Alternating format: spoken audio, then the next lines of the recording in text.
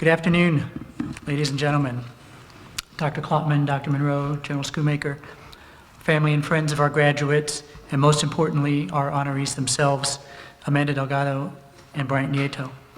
My name is Tim Poria. I'm the clinical director of the Texas Children's Cancer and Hematology Centers and the faculty advisor for Baylor's Military Medical Student Association. I'm also a retired Navy physician. We're here today to recognize a very important milestone in Amanda and Bryant's professional careers: promotion to the rank of captain in the Air Force for Amanda and commissioning as a lieutenant in the Navy for Bryant. There's, of course, another pretty significant event happening this evening as well, but we'll focus on ours today. Theirs is an interesting story, coming from the same hometown, joining different branches of the service, and ending up here at Baylor College of Medicine. When I retired from the Navy, I came back to Baylor in 2014 and reached out to the Student Affairs Office to ask about mentoring any military students who were enrolled here. Amanda was the first person that I met, and she helped set up the organization that we have today. And Bryant has been an excellent source of information to students in the years behind him as well. Both of them I know will be assets to their respective medical corps. Houston is not a town with a large active duty military presence, so many of you in the audience may not be familiar with the experience upon which Amanda and Bryant are embarking. Their medical training will be the same as that of their civilian classmates who are graduating with them tonight. Military programs are certified and function in the same manner as any program here in the Texas Medical Center. What will be different for them will be the population they are serving, the need to learn to practice in austere settings without much backup, and their dual roles as both military officer and physician. Amanda and Bryant, your patients will be American heroes and their families. They have dedicated their lives to wearing the cloth of our nation, and some of them have given much more than just their time. You'll see active duty members as well as retirees, spouses, and children. Never forget the service these family members have provided to our country as well. Amanda, in your OBGYN residency, you will deliver babies whose fathers cannot be present at their birth due to deployments. That entire family has paid a price for their service members' duty. You will both see countless other examples of the dedication of our military members and their families. You will both likely be in an environment at some point where you will not have the specialty backup that you have come to appreciate in the world's largest medical center. Your civilian peers will practice in settings where they can request help rapidly, either in the hospital or by calling 911 to their clinic. If and when you are stationed overseas, you will be 911. To the families gathered here on this exciting day, thank you for sharing Amanda and Bryant with our country. You can be very proud of the two roles on which they are about to embark. Your ongoing support will be crucial to them in the years to come, whether they are stationed in San Antonio, San Diego, Korea, Europe, the Middle East, or many places in between. Amanda and Bryant, I want to extend my thanks to both of you as well. You didn't have to sign on this particular dotted line. The adventure you're about to join will be worth all the effort it has taken to get to this point. I can truly say I enjoyed every one of my 22 years in the Navy, and I hope you have the same feeling at the end of your time in the service, and wish you nothing but the best for your coming careers. Congratulations to you both. Welcome everyone to this very important commencement that we have here. Tonight is a big day for a big evening for Baylor College of Medicine, and graduation is always one of the really fun days that we have. But we're proud of our graduates who provide tremendous community service, but we're really proud of you.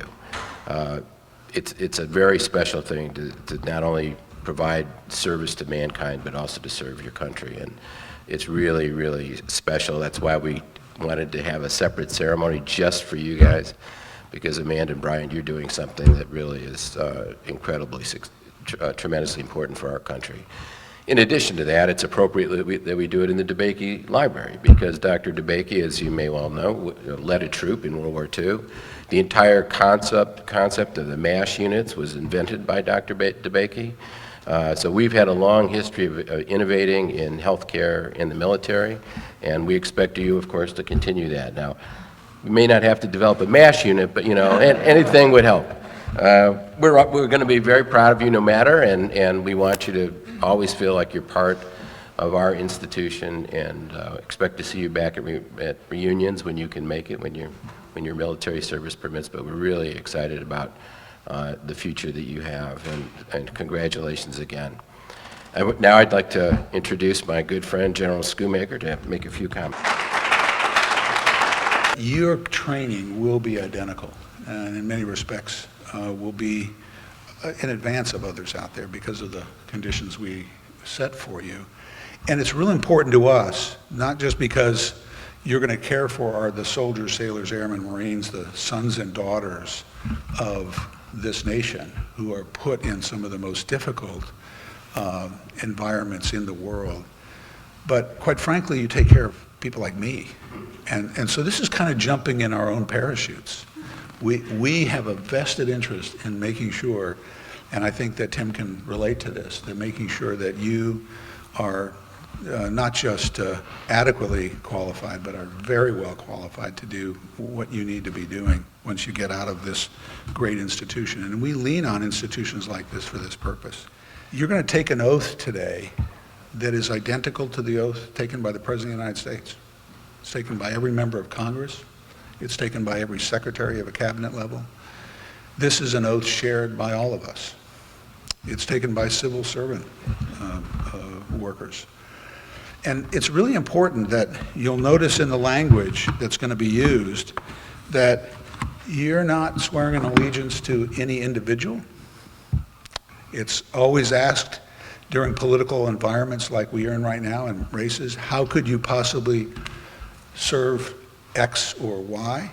And it's easy, because we say we don't serve that person.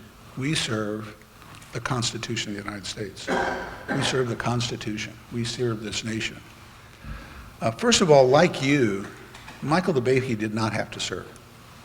In fact, he was educated outside of the military.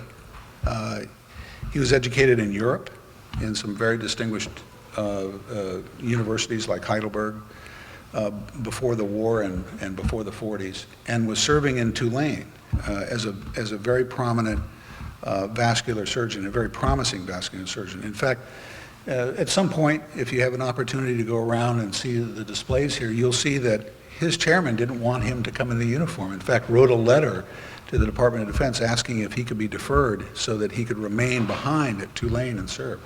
But Dr. DeBakey insisted on serving. He went in as a team of consultants and focused on vascular or injuries to veins and arteries, which in those days and these days are major cripplers and major threats to life and limb. And he did that because he took an oath much like you do today. And that fidelity and faithfulness to service, his dedication to taking care of, again, America's sons and daughters, I think, paid off for us as a nation. And it's really an honor to be here, and in fact, to see you all commissioned in front of his very uniform. Congratulations again. Thank you for letting me be here and be a part of this ceremony together. And thank you all for coming and honoring these great new military doctors. Thank you.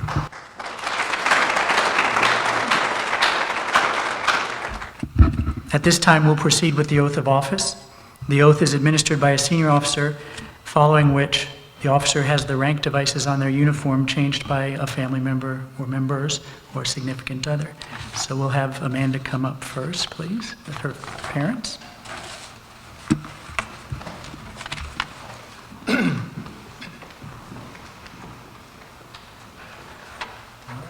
your right hand, please. And repeat after me. I state your name.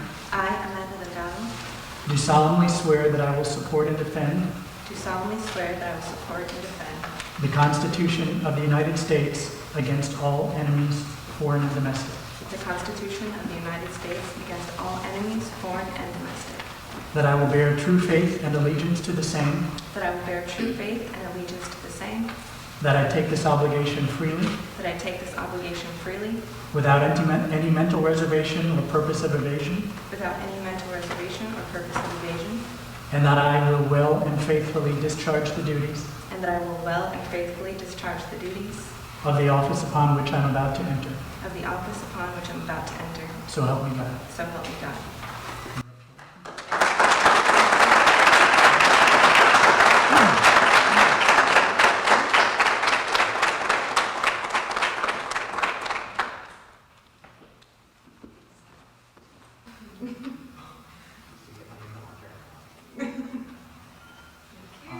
Captain Amanda Delgado.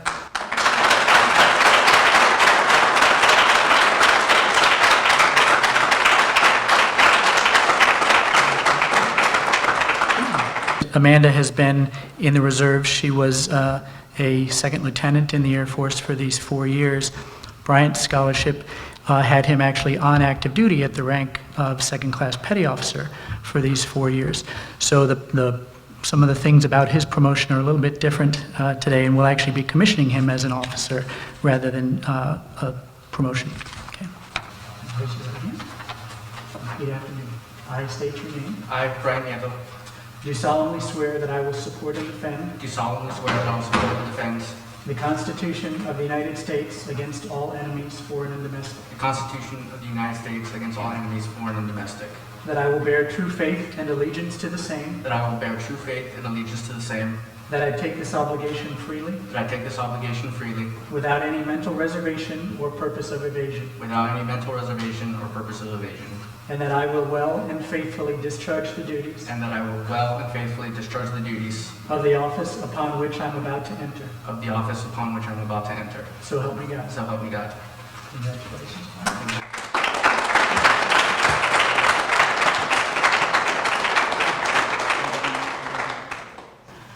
So Bryant doesn't have any old officer rank devices to take off. We're just putting his first ones on right now.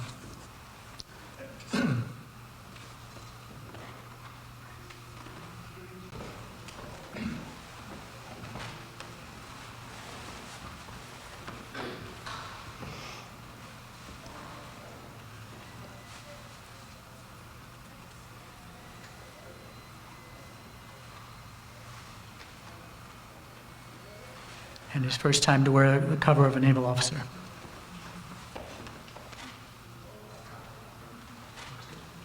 All right. Lieutenant Nieto.